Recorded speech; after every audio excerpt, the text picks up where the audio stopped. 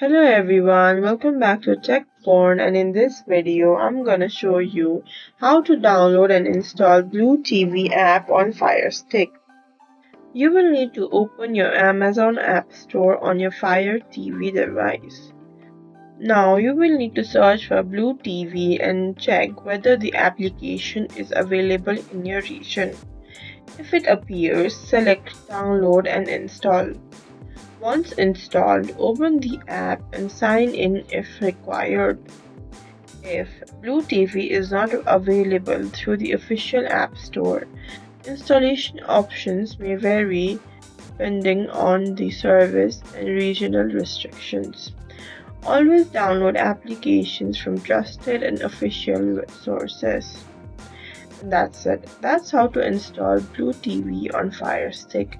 And if this video helped, follow us for more tips and tutorials.